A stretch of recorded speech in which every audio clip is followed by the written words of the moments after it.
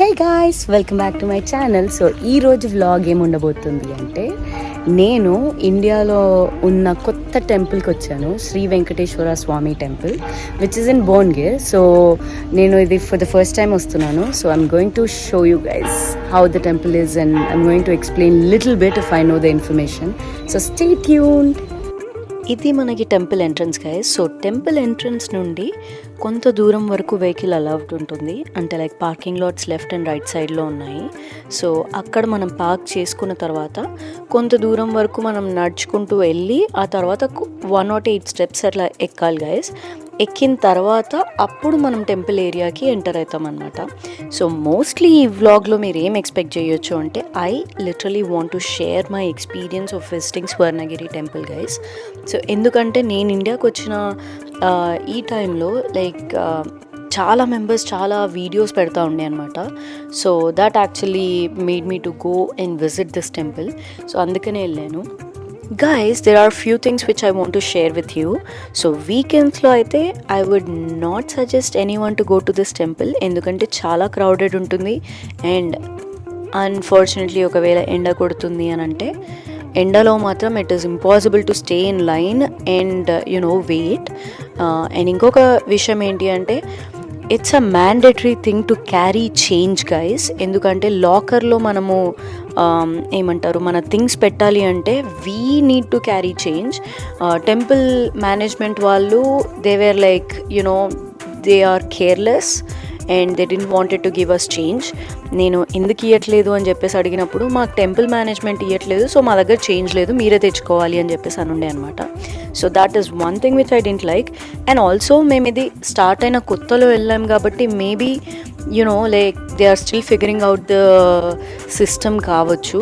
But yeah, these are the experiences which I had and I wanted to give some information to you guys beforehand, before going to the temple. So ivanni meru మీరు ఇవన్నింటికి prepare అయి ఉంటారు అని I'm sharing my opinion. And ఇక్కడ చూసుకుంటే మనకి ఇక్కడ ఒక హనుమంతుని విగ్రహం ఉంది. అండ్ ఈ గోపురం విగ్రహం ఇవన్నీ చాలా అంటే చాలా హైట్లో ఉండే guys. And I kind of saw some information about this విగ్రహం. సో ఈ విగ్రహం వచ్చేసి 30 feet హైట్ ఉంది గైస్, ఒక ఓన్లీ విగ్రహం. అండ్ మనకి మండపం అదంతా కలిపి 120 feet హైట్ అంట guys.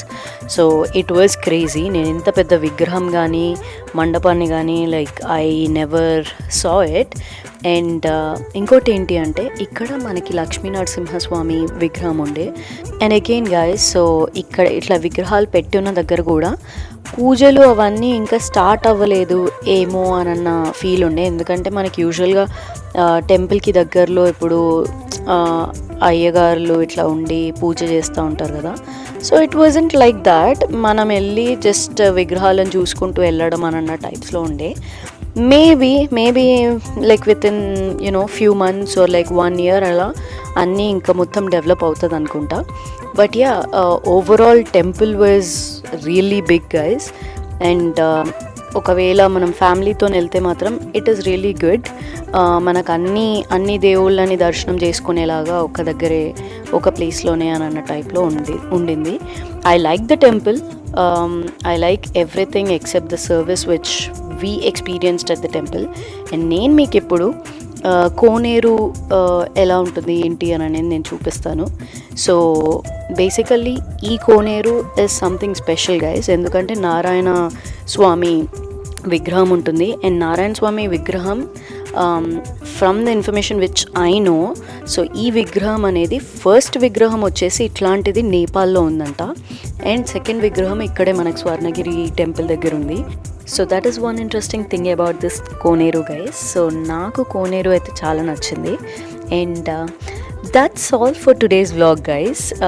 So this is a very short video, just the Swarnagiri temple video, and I hope you guys like this video and I'll come back with another vlog. Until then, stay tuned. Tata, bye bye.